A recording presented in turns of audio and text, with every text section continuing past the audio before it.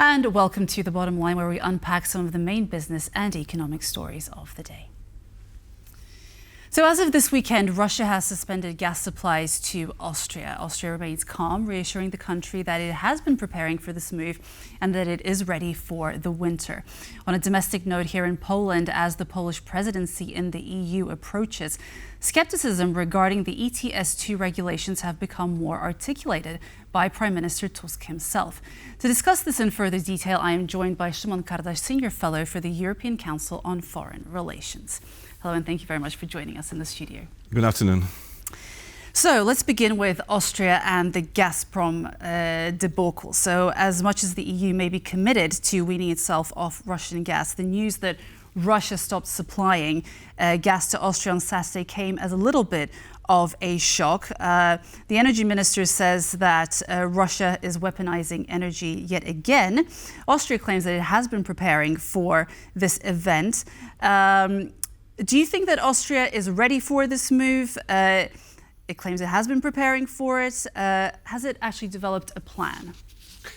I believe that it's basically ready because we were expecting some problems with the transit of Russian gas through Ukraine. And just to remind to our viewers that Gazprom supplies countries like Austria, Slovakia, also partly Italy, through the Ukrainian transit route.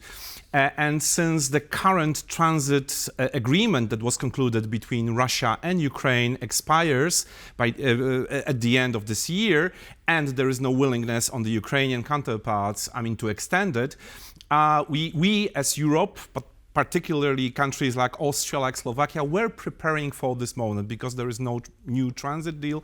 So Austria actually took some important steps, in terms of securing alternative sources of supply, striking some deals. And we have a pretty good interconnectivity when it comes to gas infrastructure in Europe. So there is no major risk nowadays for Austria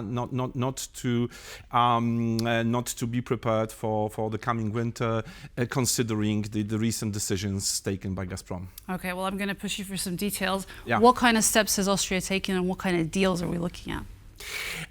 Well, first of all, Austria concluded some contracts with alternative suppliers, alternative to Russian, and it was actually part of the bigger trend that we've been observing in Europe since the full-scale invasion of Ukraine.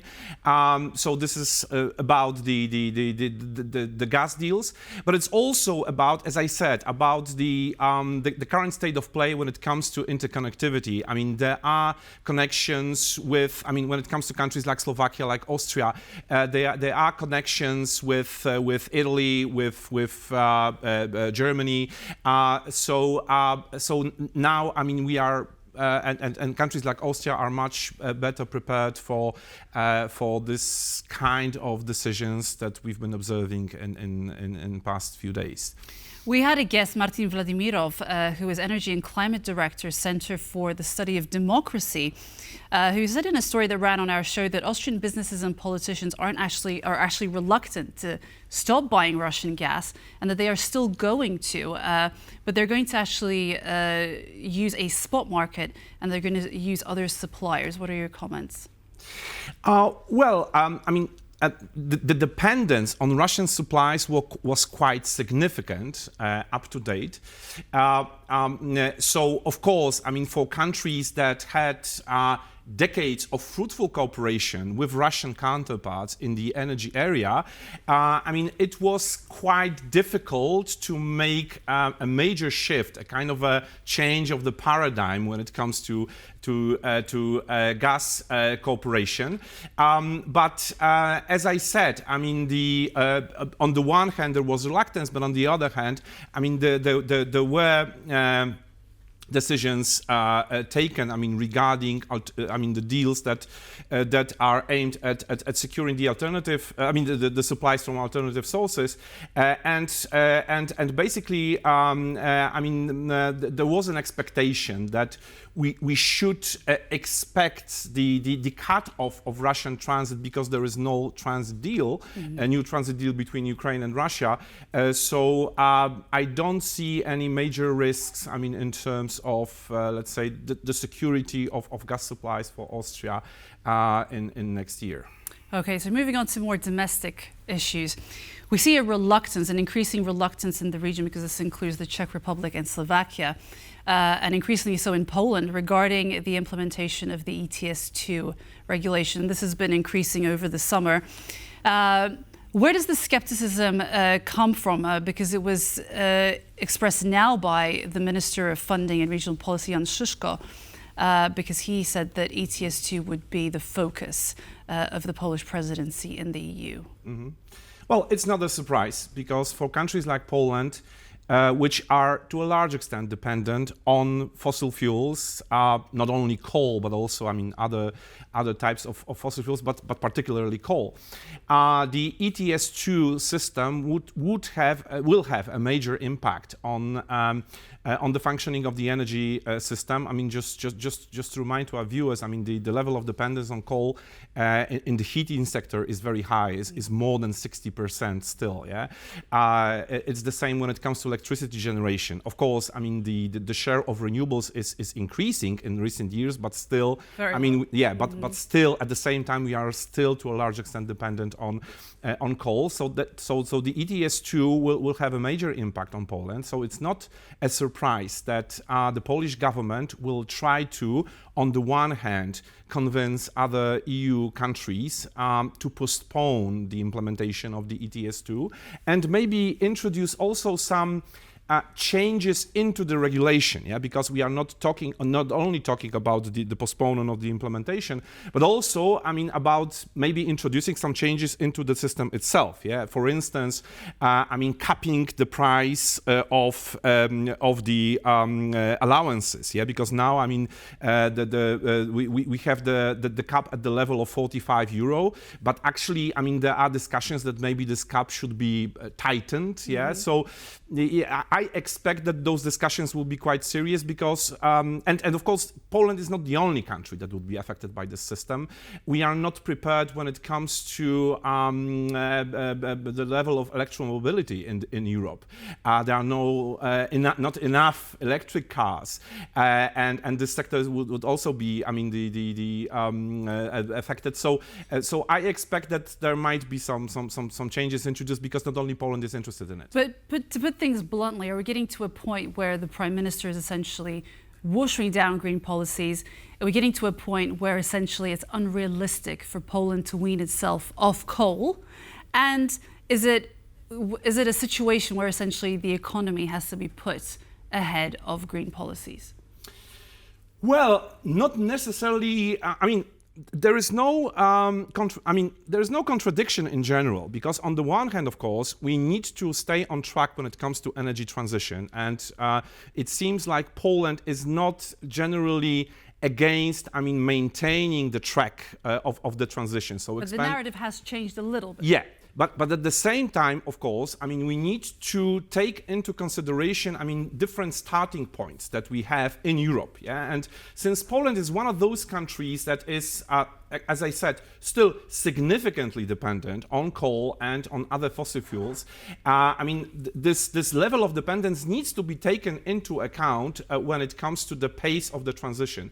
So, but it's not only Poland. The Czech Republic is also a country where the share of coal in the energy mix is quite high, and also some other countries will probably have problems with expansion of the electric vehicles.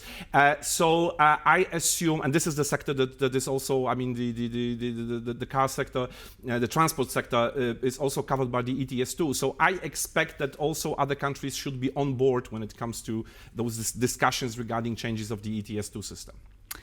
I also wanted to ask you, how realistic do you actually think it is for Poland to accomplish any changes in the legislation?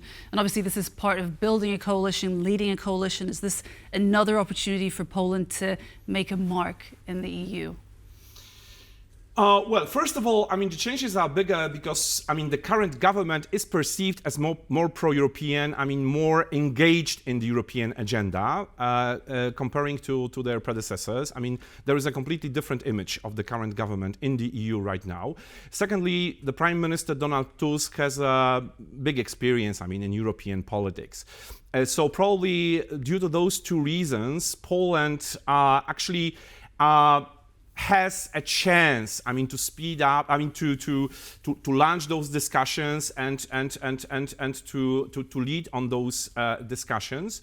And finally, I mean, we have a pretty good arguments on our side. Yeah, I mean, we are a Central European country that, well, I mean, started the transition process from a completely different point. So I assume that it's not impossible for countries like Poland and for this current government, I mean, to lead on those discussions. And just on a clearly domestic note, there are concerns that by 2026, so not very far off, Poland may actually suffer from some energy shortages, and that action should actually be taken now. How soon can the government actually take action to address that? Well, I mean, we clearly should, because we need to phase out coal-fired power plants. And some of them would be phased out by the end of the 20s, some would be at the early 30s. Mm-hmm. So we need to focus on the expansion of renewables, yeah, the deployment of renewables. This is extremely important, but at the same time, of course, we should also focus on implementation of projects related to the nuclear energy. So all our plans that we have, I mean, regarding the construction of the large-scale nuclear power plant should be also speed up, because if we are phasing out coal-fired generation, I mean, we need to replace it not only with renewables but also with some sources that would be part of the electricity generation system, and of course nuclear is also part of the solution. So at the same time, I mean, we should not only focus, I mean, on the discussions that are aimed at, I mean, some changes in the ETS2 system, but at the same time, I mean, focus on the deployment of the renewables and also nuclear energy. Yes, but the first nuclear power plant is due to be operational now in 2040. So we're looking at the moment either building natural gas powered power plants or renovating the coal powered power plants. So at the moment, what would you say for that temporary solution? What is more optimal, just very briefly? Well, generally, I mean, the gas-fired power plants are always better solution than coal, because they are less fragile when it comes to environmental issues and the environmental aspect. So it's absolutely clear that we should not build, I mean, new coal-fired power plants. Just to keep them going for that temporary. We should keep them going as long as we can. But actually, as a temporary solution, of course, gas is better than coal. But as I said, I mean, we should focus on incentives that would speed up the process of deployment of renewables, and we should, because we do not have time, we should focus on the implementation of the nuclear program as well, because any delays might have a tremendous impact on our generation capacities in the future. Okay, Szymon Kardaś, thank you so much for joining us today. You. And that was Szymon Kardaś from the European Council on Foreign Relations, and I was your host, Marie Cato. Make sure you join us every weekday for Business Arena at 5 p.m. CET on TVP World. For the latest in regional business, follow us on X and on tvpworld.com. Coming up next, World Talks. Goodbye.